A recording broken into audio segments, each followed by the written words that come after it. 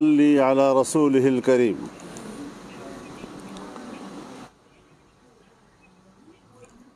پورے ملک میں عام انتخابات کا اعلان ہو چکا ہے۔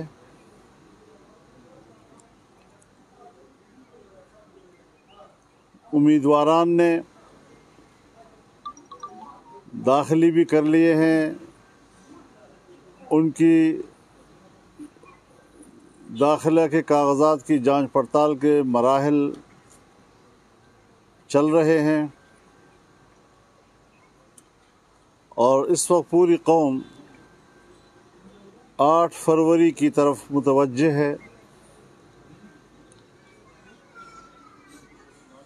جمعیت علماء اسلام ایک بڑی اہم سیاسی مذہبی جماعت کے طور پر انتخابات میں حصہ لے گی۔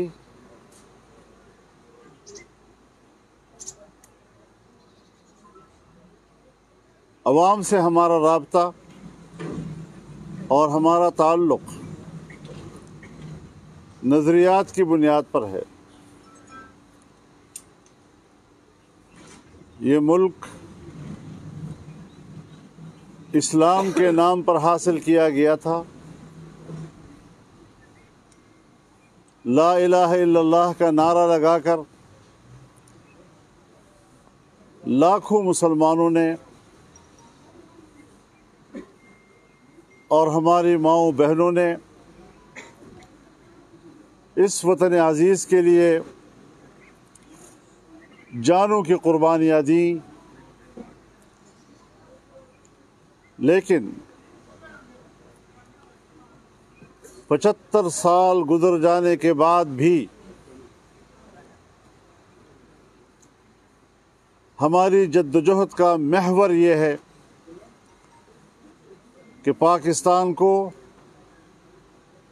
ایک مکمل اسلامی مملکت کی شناخت دی جائے،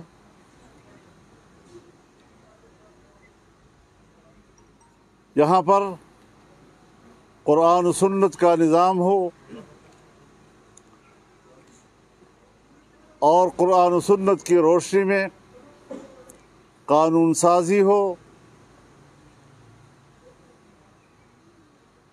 انسانی حقوق کا تحفظ ہو، اور عام آدمی کو پرامن زندگی گزارنے کے مواقع حاصل ہوں۔ تعلیم اور صحت ان کے بنیادی اور اساسی حقوق ہیں،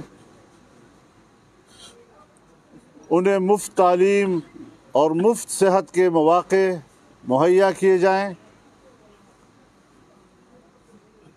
لیکن بدقسمتی سے ہم آج بھی اپنے اس وطن عزیز کو ایک اسلامی مملکت کی شناخت نہیں دے سکے ہیں۔ حکومتیں آتی ہیں اور وہ مصلحتوں کا شکار ہو کر اپنا وقت گزار دیتی ہیں، لیکن 9/11 کے بعد پاکستان کے حکمرانوں کی ترجیحات وہ ایک اسلامی پاکستان کی نہیں رہی۔ آج اس کی شناخت مسخ ہو چکی ہے اور ایک سیکولر اسٹیٹ کے طور پر دنیا میں متعارف ہو رہا ہے۔ یہ ہمارا ہدف ہے کہ ہم اس وطن عزیز کی دنیا میں شناخت ایک اسلامی پاکستان کی صورت میں کریں، جو پاکستان کے آئین کا تقاضا ہے۔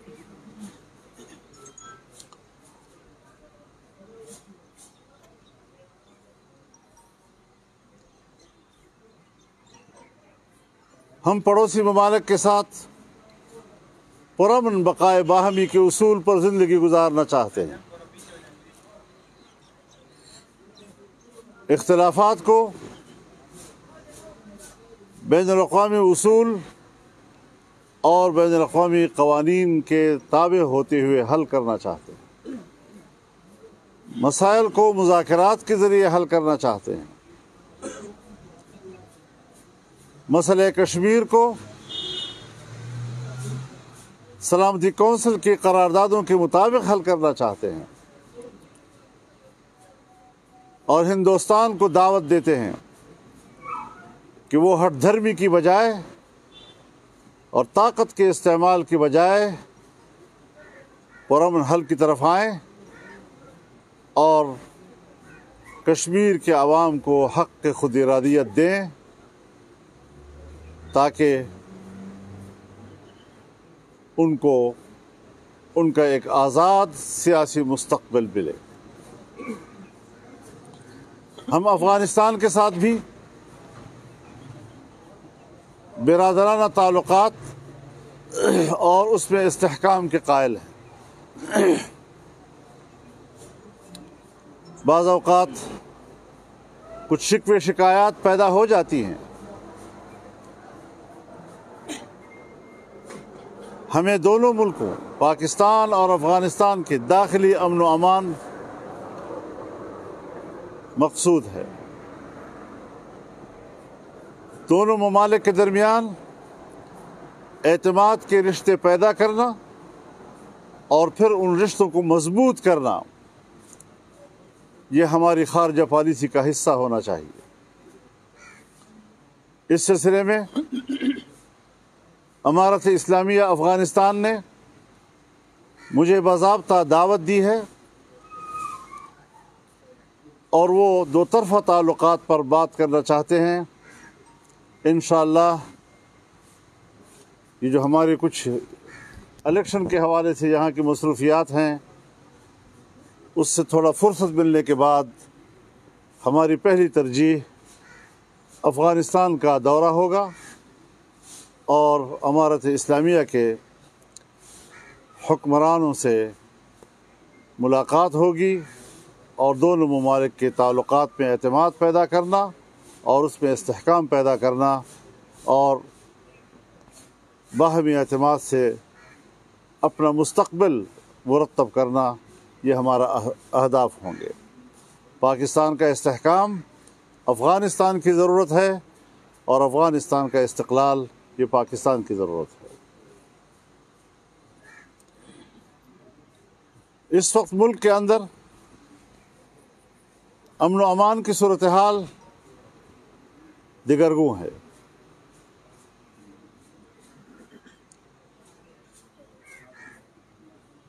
دو صوبے اس وقت بدامنی کی زد میں ہیں اور ہم مسلسل کہتے چلے آ رہے ہیں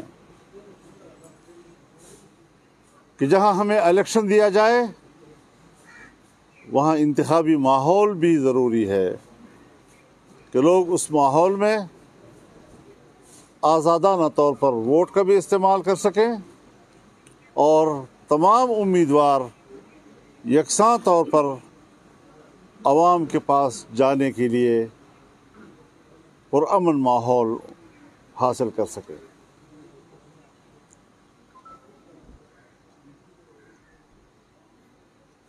تو یہ ساری چیزیں